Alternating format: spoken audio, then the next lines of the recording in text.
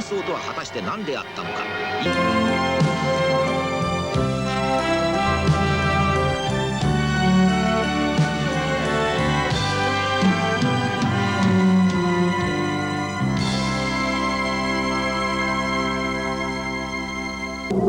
この番組は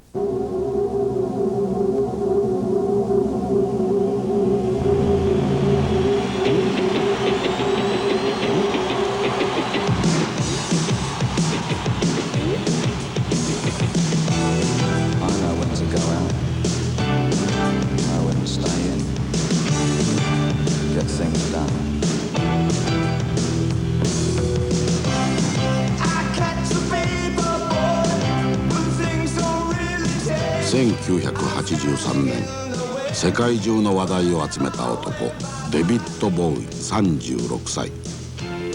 詩を書き曲を作り歌うだけではなく俳優としても高い評価を勝ち得た。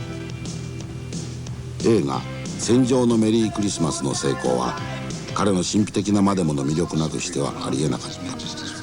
デビッド・ボウイはその鋭い時代感覚で1983年の顔となった。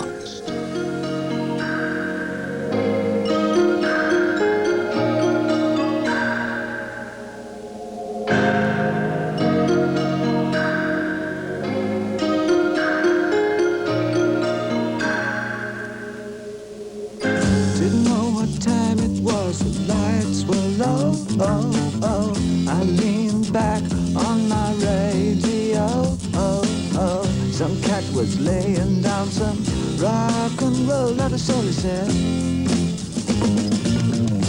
Then the loud sound it seemed to fade, came back like a slow voice on a wave of fate. That wasn't no DJ, that was hazy cosmic jive. There's a starman waiting in the sky. I think he's a wonderful singer, and I think he's very talented. There's a starman waiting in the sky. I like his progressiveness. He's very progressive, and I like that. And into his like transvestite style, but I like him now. It tends to be that a lot of people see David Bowie as a trendsetter, and he has a lot of influence. I think he's getting older and he's doing it gracefully.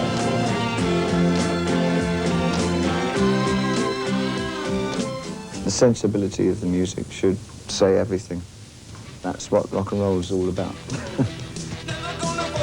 音楽、芝居、ファッション、常に新しさが要求される世界で独自な想像をしてきた彼の鋭い感性は今何を見つめているのだろうか。テレビを拒否し続けていた彼が初めて日本からのインタビューに答えてくれた。 You certainly play various roles, transform from one persona to the others. Maybe before being accepted by the sort of institutionalized approved, you just move to the other, or you yourself getting tired of this role, or you are not stimulating enough, for this. So you move. What was the reason? Several factors. I was regarded as quite bizarre outsider when I first started in music. Not so much in England, who they feel comfortable with the eccentric, but the Americans I feel have a tougher time with it. They have a need to put it into some kind of how do I define this? And I was working a lot with characters in the first sort of 10 years of what I was doing. Yes. And an album concept would revolve around one particular character. And then when I finished with that character and moved on to another album, I would sort of evolve another character. Yes. So I think I made my music itself started to become more accessible because there were no more characters and I was presenting myself as myself. On the other side of that, new music became more popular. The kind of music that I had been writing was starting to be played by a lot of other bands, all in Japan and in England and in Germany. Then, you were at 15 years old when you were once a student of Zen Buddhism. And the second time you shaved off your head, is that true? Yeah, that's right, yeah. And like every other teenager that I knew, I was experimenting and trying to find out about other ways of living. I felt a very strong empathy with Buddhism because of the nature of its transient. Yes. The continual change of things made quite good sense to me, and it made sense with the way I write. Yes. And it said, yes, that's right. There is no permanence. There is nothing that is permanent. Everything is evolving all the time. Evolving. And it just felt right. Life is that, yes. It became less of a religion to me as I grew older, and just it became a point of reference. I still have a strong empathy with Buddhists and Buddhism, but not as a personal religion or anything, but as a statement of philosophy. Yes. I still feel that that's the nearest philosophy to the way I feel. So it's a source of strength to... Yes. I don't get too disappointed about things because I expect things to go wrong and go right, both. Yes. And things just do what they do. Right, nothing stays and eternal. You sort of steer a ship across that course. What kind of child were you, being interested in Zen Buddhism like that? It's fascinating. Kind of precocious. Precocious and insular.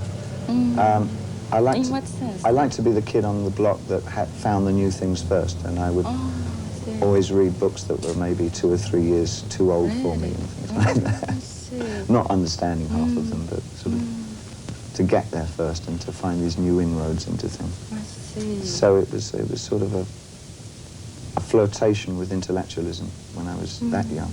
Oh, and I hope it really? steadied out and just became a bit more rational after that. I guess I was kind of quiet.